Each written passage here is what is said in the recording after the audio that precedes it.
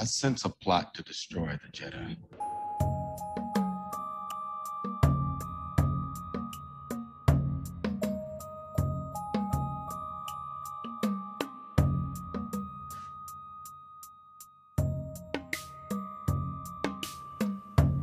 Welcome to A Conspiracy in the Force, the show where we examine parallel conspiracies in a galaxy far, far away and a galaxy not so far away. Let's begin. This episode is titled Star Wars Vampires.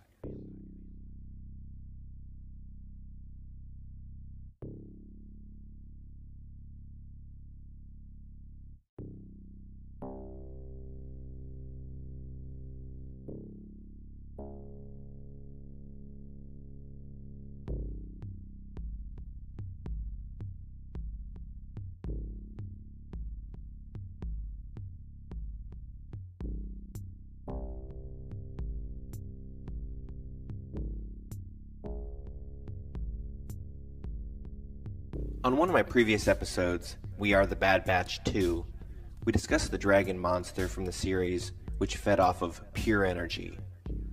We equated this creature to those in our world who seek to extract our energy from us.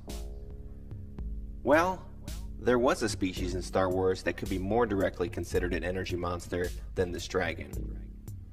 That species is called the Anzadi. The Anzadi were very interesting humanoid beings that are very unique in the Star Wars universe. While they haven't been featured much in shows or movies, comics and novels have dove headfirst into these fascinating entities. There are very few Anzadi spread throughout the galaxy, and many consider them to be mythical or just creatures in scary bedtime stories. The Anzadi could live for thousands of years, and thus did not desire, like most beings, continual procreation to prolong the life of their species. It was somewhat unnecessary. What was most desired, however, was the soup. Yes, you heard me correct. The soup. But not soup in the literal sense. The Anzadi definition of soup was, in fact, the brain matter of other beings. Yikes. The Anzadi were normal in appearance, about average height, relatively indistinguishable from other humanoids. Their physical appearance was a sort of camouflage to what they really were. Whenever they were going in for the kill on one of their victims, their physical appearance changed, and two tentacles appeared from their cheeks on their face, and inserted themselves directly into the brain of their victims. Now, some Anzadi were random killers, where any type of victim will do, but some were more strategic and more selective. Only the finest specimens, with the highest brain matter, will do for these types. And this is why the longest living Anzadi often sought out Jedi and Force-sensitive beings to feast on. Now, the Anzadi were very Force-sensitive as well, and it was believed that they were able to actually increase their connection to the Force by making a meal out of a Jedi. Like I mentioned previously, this species is not referenced much in the movies or the shows, but a novel from 1995 placed an Anzadi character in the original Star Wars film A New Hope. This book, called Tales from the Mos Eisley Cantina, is one of my favorite Star Wars books, and screw you Disney for saying it doesn't count as part of the overall story anymore. Screw you. This book is a collection of short stories written by a variety of authors that lays out the backstory for each and every creature/humanoid character that frequented the Mos Eisley Cantina, specifically on that fateful day that Luke and Obi-Wan stopped in to search for a pilot. You know, that same day where Han Solo shot and killed the bounty hunter Greedo. You know, when Han shot first? Actually, quick rabbit trail, I don't prefer the phrase Han shot first, even though it is a popular catchphrase now in Star Wars culture. I prefer the term Han shot only, because that's what happened in the original cut of the movie. But I digress.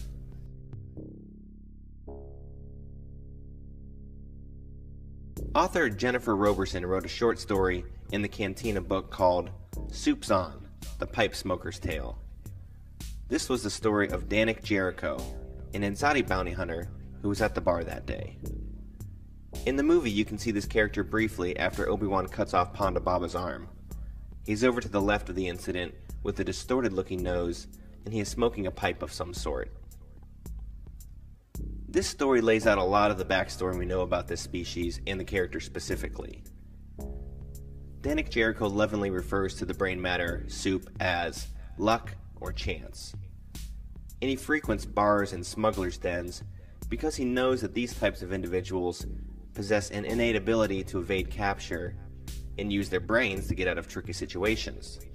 Therefore, he knows they likely have a greater soup than the average galactic citizen. And he lays out how his plans are different from other Anzadi. Quote, "Other Anzadi bind themselves to small lives, lives wholly focused on hunting. But there is more, so much more. One need only have the imagination to see what lies out there, and to find a way to take it. Let them bind themselves. Let them live their small lives, drinking soup from unworthy vessels. Let me take the best instead. A heady brew, such soup, far more intoxicating, and therefore longer lasting than the temporary measures than other Anzadi rely on. And meanwhile, I am paid to do what I must do. Yes, oh yes, the best of both worlds." Unquote.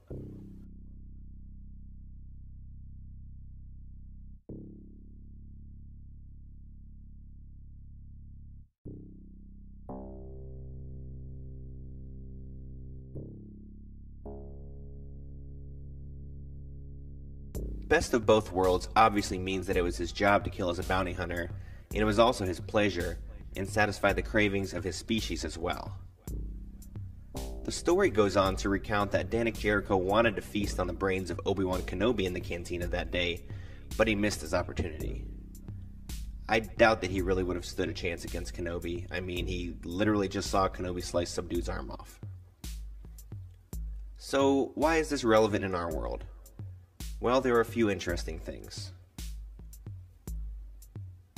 For one, the desire of the Anzadi for the brain soup is in sharp contrast to the desire for adrenochrome by those in our world, if some of the stories and accounts of this practice are to be believed. As it has been described previously, adrenochrome, which is an actual existing non-conspiratorial chemical compound / drug, it comes from oxidized blood in the adrenal gland, basically pure adrenaline. The brain soup, on the other hand, is purely from the brain, not blood-related at all. While some compare the Anzadi to vampires, and even I included that in the title of this episode, the fact is they do not feast on blood at all, just pure brain matter. And also, as the conspiracy goes with adrenochrome, those who seek this drug extract it from the most vulnerable members of society, children. This is in sharp contrast to the brain soup, which the Anzadi seek from those who are older, wiser, and possess greater force sensitivities, which is the complete opposite of adrenochrome seekers. For two, the Anzadi's brain soup desire is comparable, albeit in a metaphorical sense, to how the mainstream media, political leaders, and even religious leaders seek to tap into our brains and extract what they need and need us to do. Think again about the fact that the Anzadi tentacles feasted on the best and brightest of the galaxy. Also, we didn't mention this previously, but the vessel that had their brains feasted on in this story, their brain and body turn to mush, and they die in most cases. Isn't that the same thing that's happening with all the communist, socialist, and globalist ideologies feasting on the brains of the best and brightest in the educational system? And also how dangerous medical agendas are feasting on the brains of doctors and other health experts who are in turn propagating these agendas to the world.